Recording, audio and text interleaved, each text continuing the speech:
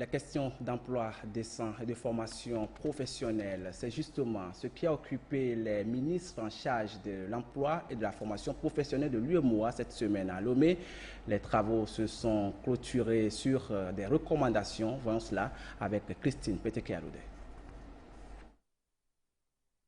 À la 14e conférence du cadre de concertation des ministres en charge de l'emploi et de la formation professionnelle de l'espace UEMOA, une stratégie partagée qui va aider les pays à mieux orienter les politiques en matière de promotion de l'emploi et l'insertion professionnelle des jeunes et des femmes est retenue. Pour sa mise en œuvre réussie, des recommandations sont faites. Il s'agit donc d'une mission auprès des chefs d'État pour faire donc le plaidoyer afin que l'emploi et la formation soient classés au rang donc des priorités donc des États. À l'endroit donc des États, c'est de mettre en place un système d'information sur le marché du travail. À l'endroit donc de l'UEMOA, nous mettons en œuvre donc un programme régional de formation professionnelle qui coûte 4 milliards. Et il a été donc constaté qu'il y a un retard au niveau donc de ce programme-là. Et on demande donc à l'UEMOA d'alléger vraiment les procédures.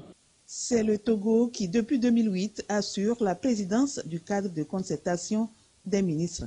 Il passe le témoin cette année à la Côte d'Ivoire. Donc ce cadre de concertation a permis de créer pas mal d'activités et donc qui nous permettent aujourd'hui de faire le point là, à cette 14e conférence. Mais pour ma part, en tant que président entrant, nous devons relever que notre continent a une population extrêmement jeune qui est un atout et une force extraordinaire. Mais cette jeunesse aussi peut constituer un handicap sans la formation au métier et sans l'insertion en activité. Le ministre Kokou Odin a salué l'engagement de l'ensemble des acteurs à renforcer la mutualisation des actions en faveur de l'avenir professionnel des jeunes et des femmes. Au regard des résultats auxquels nous sommes parvenus, je voudrais saluer l'engagement et la détermination de chaque ministre et des experts.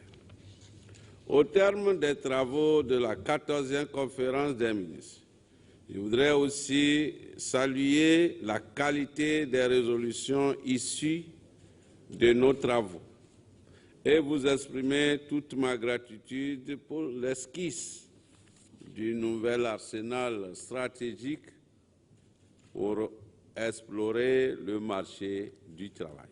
La 15e conférence des ministres en charge de l'emploi et de la formation professionnelle est attendue en 2024 en Côte d'Ivoire. Et comme annoncé, nous sommes avec le ministre Kokou Odin, chargé de l'enseignement technique et de la formation professionnelle. Monsieur le ministre, bonjour. Bonjour. C'est plutôt une semaine chargée pour vous, il faut qu'on le dise. Dites-nous, à cette 14e conférence des ministres en charge de l'emploi et de la formation professionnelle, de quoi était-il concrètement question? Merci beaucoup. À l'entame de mes propos, je voudrais rendre grâce à Dieu qui a permis que cette 14e conférence puisse être tenue et également rendre un hommage mérité, appuyé au chef de l'État, son Excellence Faure Essazina Gnassingbé, pour son leadership régional et également pour nous avoir autorisé d'organiser cette 14e conférence. En effet, ça devait être organisé au Mali.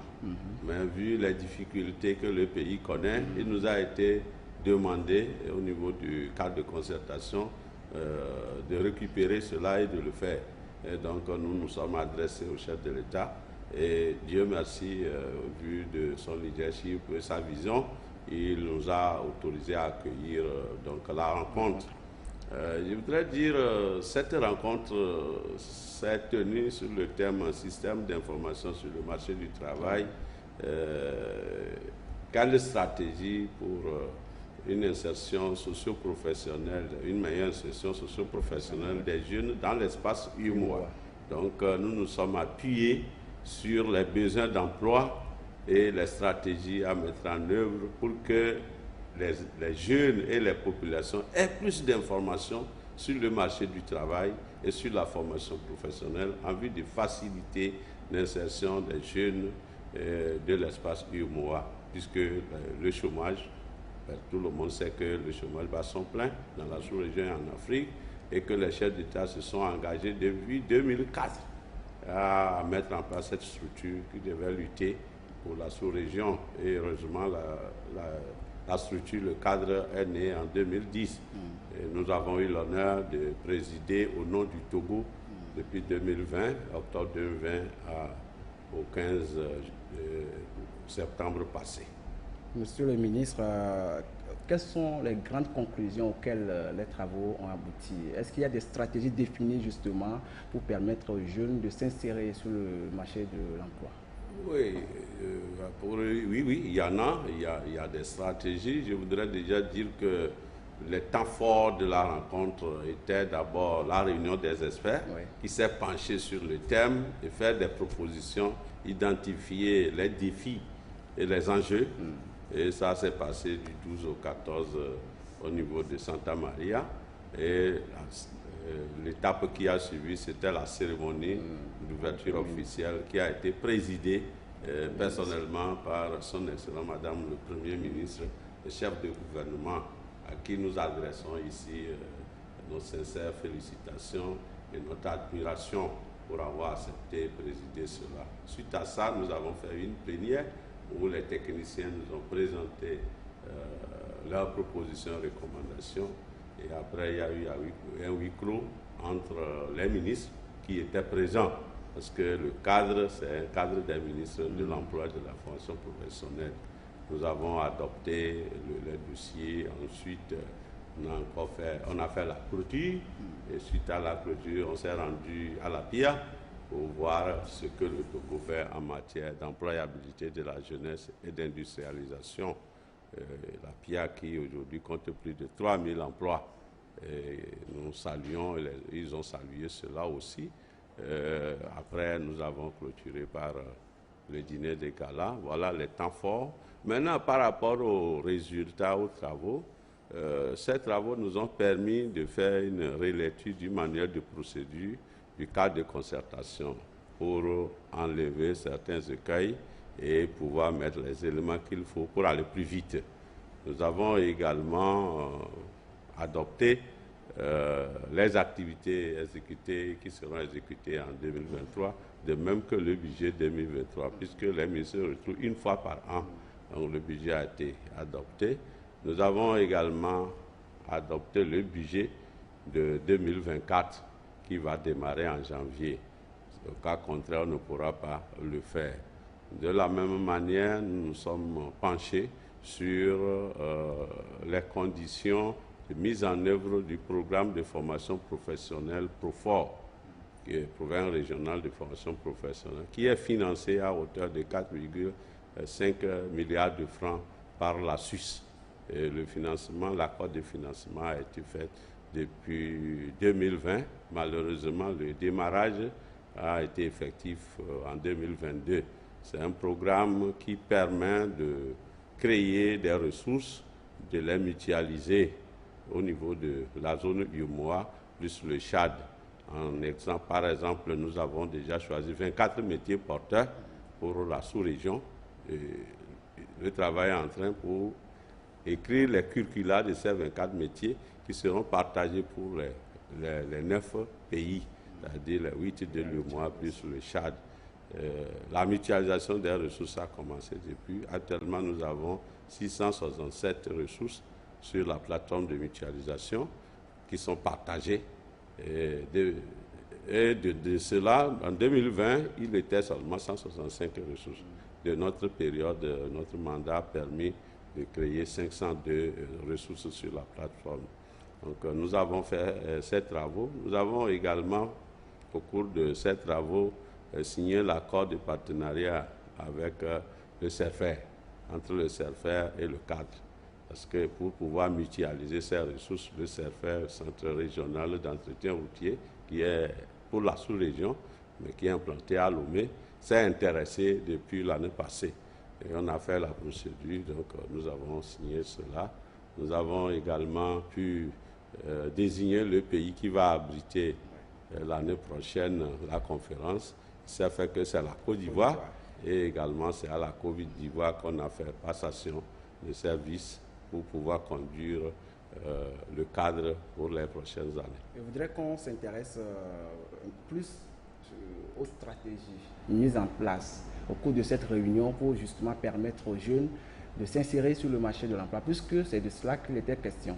Est-ce que ces stratégies ont été définies clairement?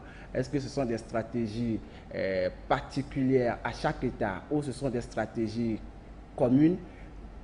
Qu'est-ce qu'on peut retenir? Des stratégies qui sont aussi particulières mais aussi communes.